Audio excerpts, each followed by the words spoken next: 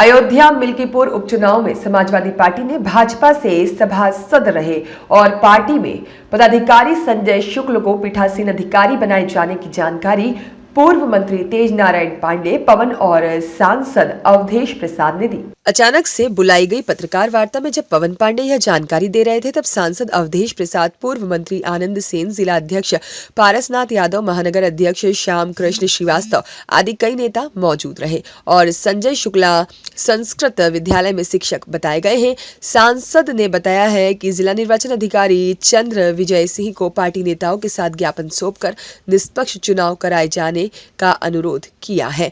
साथ ही यह भी कहा कि उपचुनाव में सभी वर्गों की ड्यूटी लगाई जाए, उनमें किसी प्रकार का भेदभाव न हो। 2022 के विधानसभा चुनाव और 2024 के लोकसभा चुनाव में जितनी भी ड्यूटी लगी है, उनमें से ही किसी एक चुनाव के मतदान कर्मियों को ड्यूटी लगा दी जाए। अगर कोई रिटायर है तो उसके स्थान पर दूसरे की। सांसद ने सत्ता पक्ष के दबाव में भाजपा समर्थक कर्मचारियों की निर्वाचन में ड्यूटी लगाने को उपचुनाव में निर्वाचन आचार संहिता का उल्लंघन आरोप लगाया है। प्रेस कॉन्फ्रेंस में अनूप सिंह, अधिवक्ता संघ जिला अध्यक्ष सावेज जाफरी, सादाब खान, अमृत राजपाल पार्टी के नेता मौजूद रहे।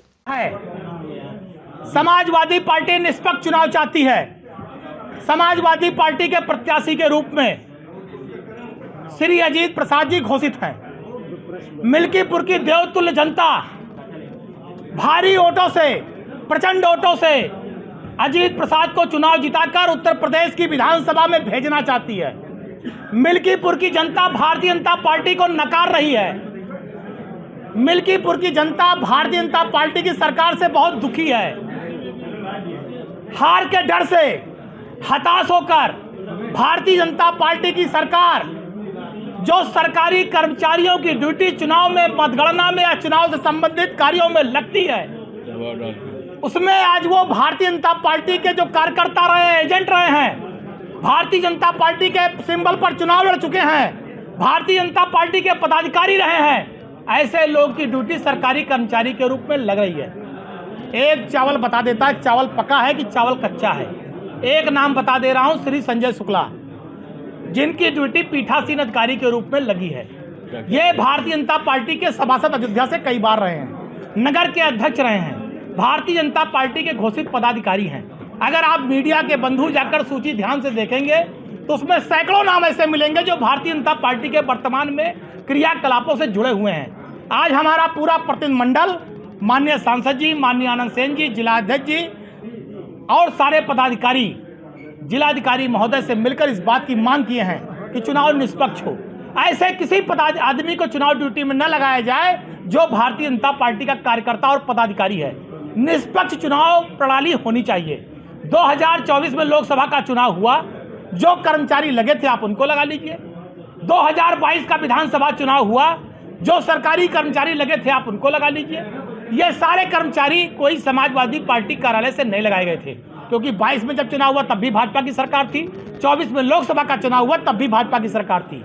उस समय जो अधिकारी कर्मचारी लगे थे आप उन्हीं को लगा लीजिए। निष्पक्ष चुनाव कराइए। समाजवादी पार्टी निष्पक्ष चुनाव चाहती है। समाजवादी पार्टी आचार संहिता का अक्षर साफ पालन कर रही है और अक्षर साफ पालन निर्वाचन आयोग से भी चाहती है। हम चाहते हैं भारतीय जनता पार्टी के कार्यकर्ता, पदाधिकारी सत्ता के दबाव में पीठासीन अधिकारी या चुनाव संबंधित किसी क्रियाकलाप में न लगाए जाएं। और जो पीडीए हमारा है, आज हम देख रहे हैं, सूची आप देखेंगे तो उसमें बहुत झोल है। सरकारी कर्मचारी तो हर बिरादरी के हैं, सामान्य वर्ग के भी हैं, पिछड़े वर्ग के भी हैं, दलित भी हैं और अल्पसंख्यक वर्ग के भी हैं, चारों वर्गों के हैं। तो हमें चाहते हैं चारों वर्ग के कर्मचारी लगाए जाएं। कुछ विशेष बात नहीं, आप लोकतंत्र के रक्षक हैं तो डीएम साहब से मिलने में हमारे साथी ने बता दिया के रहा और कांग्रेस के भी 2-3 लोग थे, इंडिया गठबंधन के सारे नेता थे, हमारे साथी थे, मिले।